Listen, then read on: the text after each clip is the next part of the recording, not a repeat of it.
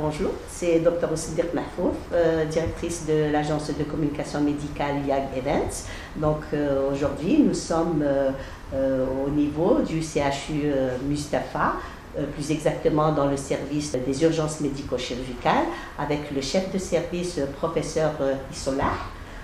Professeur Issolah, bonjour. Bonjour. Donc vous êtes professeur chef de service des urgences médico-chirurgicales du CHU Mustapha. Et vous êtes aussi secrétaire général de l'Association algérienne de chirurgie hépatobiliaire et digestive. Nous avons aussi avec nous Dr Dahoumel, qui est notre assistante en réanimation et qui est aussi chef d'unité. D'abord, je vous remercie d'avoir reçu l'équipe YAG Events dans votre service. Et alors là, je me tourne vers vous pour vous poser une question concernant les fameux lits de réa. Il faut le dire, depuis le début de la pandémie, on n'a pas arrêté d'entendre lit de réa. J'aimerais savoir personnellement ce qui l'a emmené sur le plan médical. Donc si on parle de lit de réanimation en matière de prise en charge de la Covid-19, donc un lit de réa nécessite automatiquement d'avoir un monitorage hémodynamique adapté aux malades. Donc le monitorage de la tension artérielle, de la fréquence cardiaque, de la saturation. Il faudrait qu'on ait des saturomètres pour pouvoir suivre la saturation en oxygène dans le sang et avoir un respirateur. C'est impératif. Parce qu'en cas de détresse, à un moment donné, on commence par oxygéner le patient. En dehors de toute la panoplie de médicaments qu'on doit administrer au patient, il faut mettre, s'il est en détresse, on doit mettre toute malade sous oxygène jusqu'à partir de 15 litres, parce qu'il y a quand même des variantes, plusieurs variétés de masques d'oxygène. Oui. C'est donc un masque normal, avec réserve jusqu'à 15 litres.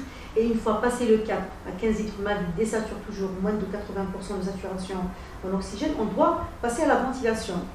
Ventilation non invasive avec des masques adaptés, plusieurs marques, je ne vais pas citer, faire la publicité pour les marques. Oui. Donc on passe un masque de VNI adapté qu'on doit mettre impérativement sur le respirateur, qu'on doit brancher au respirateur et régler les paramètres ventilatoires, le volume courant, le taux d'oxygène, l'aide inspiratoire. Il y a plusieurs paramètres de ventilation qui rentrent en jeu pour avoir une saturation optimale du patient et même penser au sévrage. Et si tout ça ne fonctionne pas, le malade reste toujours en détresse, on est malheureusement en train d'intuber le patient. Voilà. C'est pas l'intubation. Donc, c'est vraiment qui dit lit de réa ne veut pas dire intubation. Ne veut pas dire intubation. Mais éventuellement, on pourra, dans le devoir d'intuber le patient, il faudrait qu'on ait un respirateur en place. Parce que le patient, il peut passer à l'intubation, comme il peut régresser. Et on a vu des malades récupérer après une dizaine de jours de traitement bien adapté, de protocole appliqué sur place et tout, l'oxygénothérapie, et des malades qui répondent. Il y en a d'autres qui, malheureusement, ils passent à l'intubation. Et passer à l'intubation, généralement, ça devient même très lourd pour la prise en charge. Voilà. Très bien. Alors justement, on aimerait aussi connaître quelles sont les comorbidités les plus fréquentes et les plus sévères aussi rencontrées au sein de votre service. Là, si je dois répondre, selon mon humble expérience, depuis la prise en charge des malades Covid depuis mars jusqu'au jour d'aujourd'hui, les comorbidités, pratiquement on voit de tout, mais je dirais en tête de liste, c'est le diabète. C'est le diabète. Et tout type confondu, type 1, type 2, puis bien l'HTA, les cardiopathies, les infections bronchopulmonaires, les BPCO, les asthmatiques, on en a vu. Oui. Tout ça. Et il y a même les asthmatiques, des asthmes non contrôlés. Non contrôlés Voilà. surtout. Et je dirais même, de par le fait que la Covid elle est diabétogène, on a eu pas mal de cas de diabète inaugural sur le Covid-19. D'accord. Il y a des malades qui ont avec des chiffres, vraiment avec des taux, je dirais, au-delà de 3 à 4 grammes de glycémie durant les hospitalisations. Et il paraît, vous allez l'infirmer ou le confirmer, il paraît, professeur Issolah, que le premier cas de Covid-19 enregistré en Algérie a été hospitalisé au sein de votre service. Pas en Algérie. Pas en Algérie. Sur Alger. Parce qu'on sait que c'est Blida. Non, il y a eu à Blida. Mais sinon sur Alger. Du moment dans notre service. Dans notre service. C'était dans la gare. C'est pendant sa garde. Pendant la garde. C'était une hospitalisation. Oui. C'était un monsieur âgé de 55 ans, c'était un médecin. Oui, c'était un adulte qui jeune, je pourrais qui était venu en SOS cardio. Il a consulté pour suspicion d'embolie pulmonaire.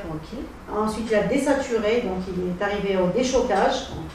Donc c'est le circuit habituel. Donc SOS cardio, déchocage. Ensuite, il a été hospitalisé au 2e étage au niveau des UMC. Donc on l'a pris en charge.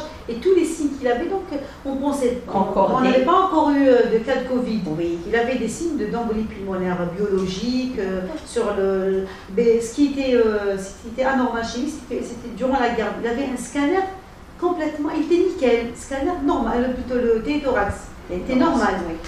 Le CG, donc il y avait des signes droits, biologiquement parlant, c'était des signes en faveur de l'embolie pulmonaire. Donc on devait faire l'angioscan le matin, parce qu'on ne pouvait pas injecter durant la garde. Oui. Dans la garde, on n'injecte pas. Oui.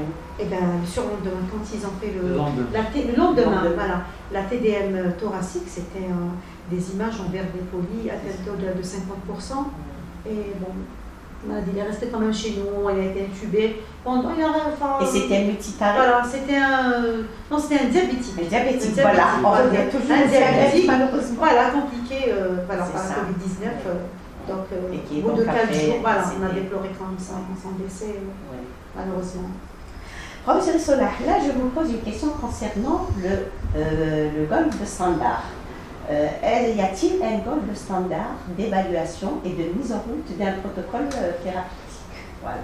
Donc, concernant le protocole thérapeutique, on ne peut pas parler de gold standard du moment que, à travers le monde, chacun fait d'après son expérience. Il y en a qui avaient les pour la chloroquine, les gens qui étaient contre. Mais en fait, à chaque fois pour avoir un gold standard, il faut passer par un consensus. Dans toutes les spécialités confondues, que ce soit en chirurgie, en réanimation, en médecine.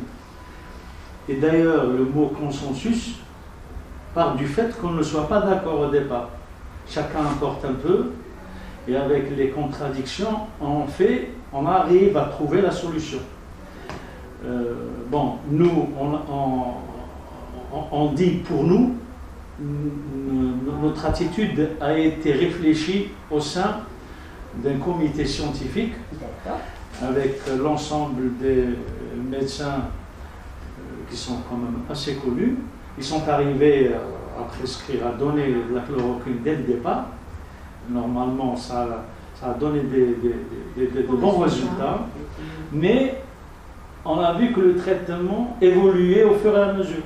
C'est-à-dire que la première étape, après on avait une deuxième étape où on a rajouté des corticoïdes, on a rajouté des anticoagulants. À chaque fois, ça veut dire qu'on apprend. Oui. Et ce qui fait chez nous n'est pas obligatoirement chez les autres. Mais à la fin, on arrive à une conclusion où l'on peut trouver beaucoup de similitudes entre le traitement qui se fait chez nous et le traitement qui se fait par exemple dans les pays voisins ou en Méditerranée, sans pour cela trouver un gold standard. Parce que qui dit gold standard, c'est une référence, le gold standard. Oui, c'est un mot trop fort. C'est un mot trop fort. Voilà. D'accord. Donc pour l'instant, si je comprends bien, déjà par exemple au niveau d'Alger, chaque service a sa propre conduite à tenir, si j'ose dire. Non, ils sont tenus de suivre ce qui est émis par le ministère. Oui. L'autorité. Il y a une autorité, il faut le suivre, parce que si chacun fait ce qu'il veut, on n'arrivera pas à étudier le cas. Dieu merci, quand même, il faut être honnête, on a de bons résultats. Oui. Peut-être parce qu'on n'a pas les cas aussi graves qu'ailleurs, oui. N'empêche, on a de bons cas, oui. On a de bons résultats. Oui. Maintenant, entre les services, que ce soit de médecine interne, oui. de pneumo, de réa, oui. de chirurgie ou ceux qui prennent en charge les malades ou oui. de rhumato oui. ou de néphro, on peut dire, on peut adapter le traitement C'est par ça. rapport au cas Comme par par cas. exemple,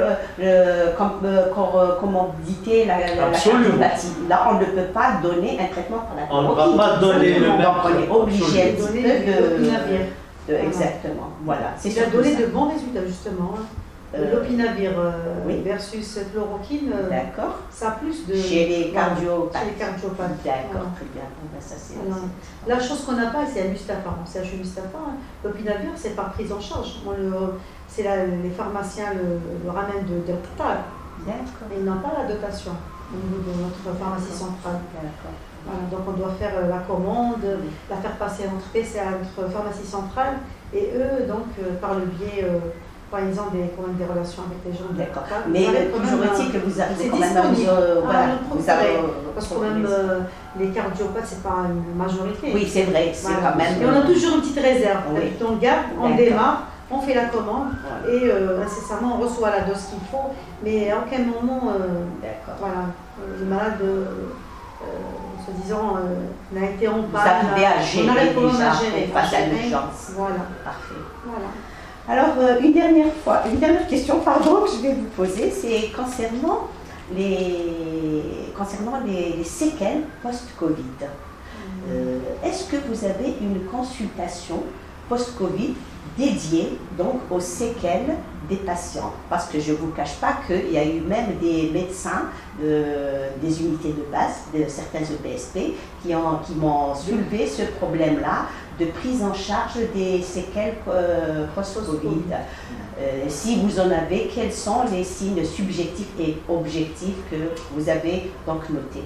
Moi, ce que je sais, c'est qu'il y a une consultation post-Covid pour les malades qui sont traités à titre externe. Donc, ils sont L'unité derrière. Covid-19. Ça, c'est une unité Covid. Oui, Donc cela, je ne sais pas ce qui se passe. Mais je sais qu'il y a la consultation. d'accord, elle existe. Mais concernant les malades hospitalisés, qui sont donc beaucoup plus graves, je pense que c'est au Voilà, docteur. donc il n'y a pas de consultation. Donc, dans notre service, aux UMC, les malades qui passent en réanimation, qui séjournent en réanimation, et dès lors qu'ils sont portés sortants, le jour de la sortie, on remet quand même l'ordonnance, voilà, les traitements que les malades doivent suivre, quand même reprendre, prolonger pendant une dizaine, tout dépend, parce qu'il y a, c'est au cas par cas. Oui, oui, C'est pas une C'est sûr. ordonnance systématisée c'est sûr. pendant tous les malades. Et il y a une formule, quand même, une demande de scanner PDM thoracique après un mois de la sortie du patient D'accord. et consultation, une lettre d'orientation chez un pneumophysio. Donc normalement, Voilà. il y a un suivi. Il y a un suivi, consultation. il n'est pas libéré, ils ne sont pas libérés dans la Oui, nature, ils sont suivis. ils sont suivis par rapport D'accord. aux séquelles, par rapport à l'hypoxie, l'évolution. L'hypoxie surtout, les problèmes neurologiques comme les vertiges, Exactement. la fatigabilité, ou sur Voilà. la grande fatigue signalée par les personnes qui ont... Moi, ce que je voulais rajouter, tout à l'heure, vous avez parlé de comorbidité. Oui, Il y a parfois une association d'accord. du Covid avec une autre pathologie. On ne sait pas qui a entraîné l'autre. Enfin, mais le Covid, lui, on sait comment il est venu. Les pancréatites. C'est-à-dire, Les pancréatites. Par exemple, il y a eu des pancréatites avec le Covid. Post-Covid, Post-Covid. d'accord. Même en même temps, pendant le Covid, les malades, des fois les malades, on reçoit des malades qui viennent, qui consultent pour pancréatite. On vient pour pancréatite. Donc Pancréatite. complètement... On vient pour pancréatite. Le diagnostic est fait de pancréatite. Grave. Mais en même temps, on trouve qu'il a le Covid. Covid. Donc, une, deux, on a trouvé des ischémies. Ischémie des membres. Parce que c'est Ischémie des thrombogène. membres. Oui, Voilà. Donc, d'accord. est-ce que l'ischémie, celle-là, on peut dire peut-être que c'est une complication. Oui. Mais la pancréatite, on ne peut pas affirmer que c'est une complication Oui. ou c'est une association. Comorbidité On ne peut pas. plutôt. On peut pas. Oui. Il faut Du recul. travailler, voir. travail, Absolument. Et des fois même, pardon monsieur Essar, je vous coupe par rapport aux ischémies. Il y a des malades qui viennent de l'extérieur, qui n'ont pas reçu d'anticoagulation, qui fassent des C'est ça. ischémies. On se dit, bon, c'est thrombogène, c'est la pathologie qui a. Mais là, des malades qui sont hospitalisés durant leur séjour et qui développent comme ça des ischémies, soit Alors, mésentériques, soit même en absolument. chirurgie, ou Ouais. bien au niveau des membres. Oui. Ça, donc, on pose la question des traitements, du traitement anticoagulant à Oui. dose hypocoagulante, à des fortes doses, Oui. et qu'une malade fasse ça, des fois. Non, c'est-à-dire Ça reste qu'en une fait, Le Covid nous a appris beaucoup Non, de choses. il nous a appris beaucoup de Voilà, choses. c'est toujours qu'on est protégé. Mais la médecine, Oui. Elle est comme ça. C'est pas une C'est-à-dire science qu'on exacte. s'adapte au fur et à mesure. C'est pas une science Et exacte. non, c'est une science exacte avec Mathieu. C'est vrai. C'est vrai. Où il y a beaucoup de paramètres qu'on ne connaît pas. Oh oui, C'est-à-dire que les gens me disent que ce n'est pas une science exacte. Au contraire, c'est une science exacte où tous les paramètres ne sont pas connus. Et donc, c'est à vous de les chercher, c'est à vous. C'est pour ça qu'on apprend aux jeunes étudiants, dès le départ, à faire ce qu'on appelle les biostats. Parce qu'on sait qu'à un certain moment, on aura besoin de ça. on aura besoin de On a statistiques. toujours besoin de statistiques. Pour C'est ça, vrai. même pour ça, D'ailleurs, le mot fréquence, à chaque fois, elle est beaucoup revient. plus fréquente, elle est moins fréquente, etc. Ceci n'est beaucoup. La médecine, c'est une science exacte à plusieurs paramètres qu'il faut déchiffrer au fur et à mesure. Là, vous voyez que la Covid, comment elle nous a fait? Au départ, il y avait un tas d'incompréhensions. Moi, je leur dis, on ne remerciera pas assez nos collègues, nos confrères italiens qui ont fait l'autopsie malgré l'interdiction de l'OMS. Oui. D'autopsier les Et c'est à cadavres. partir de là On a qu'ils ont découvert, ah oui, la à la Covid, Et ils ont oui, découvert parce que ça a été toujours quand quelqu'un faisait l'interdit qu'on a. Mais sur le plan médico-légal, il doit avoir des soucis. Non? Ça m'étonnerait.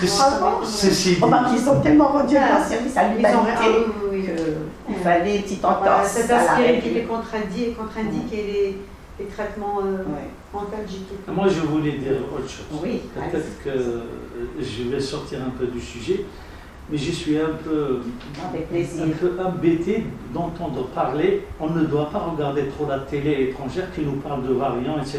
etc. Oui. Parce que je vais vous dire pourquoi. La médecine, elle doit être une médecine démocratique. On doit donner la médecine à tout le monde, aider tout le monde, traiter tout le monde. Mais ce n'est pas à n'importe qui de venir nous parler. Moi, je ne peux pas parler de variants. Et quelqu'un d'autre ne pourra pas venir parler du vaccin. D'autant plus que le vaccin lui-même, il y a plusieurs vaccins faits dans des délais records, avec des techniques tout à fait nouvelles. Des interrogations. Comment vous, même si vous êtes médecin, vous arrivez à parler comme si vous étiez le chercheur qui a découvert on ne peut pas. Oui. Donc il faut rester humble et puis Et chacun son avoir et c'est bien que la vaccination ait commencé dans le monde à travers le monde parce que il y a une solidarité universelle. C'est-à-dire si on vaccine beaucoup en Grande-Bretagne et aux États-Unis et au Japon, nous on gagne dans l'affaire. C'est sûr. Il ne faut pas voir l'Algérie tout seul. Oui. Quand toi tu te vaccines et que les autres ne se vaccinent pas, tu es fermé. Alors il faut que la vaccination se passe dans tous les pays du monde. Autant, plus on en fait et mieux ça vaut pour tout le monde. Oui, Voilà. c'est sûr. Mais on ne peut pas parler de choses qu'on ne connaît pas. Moi je ne veux pas rentrer dans D'où le nom de crise sanitaire universelle. Absolument. Exactement. Eh bien, merci beaucoup, professeur Issolah, pour C'est moi qui vous remercie. cette belle entrevue, interview. Et merci aussi au docteur Dahman, qui est sur le front, il faut le dire. Et Oui. vraiment, on vous remercie. Voilà. Et donc, à une prochaine interview. Inch'Allah. Merci beaucoup.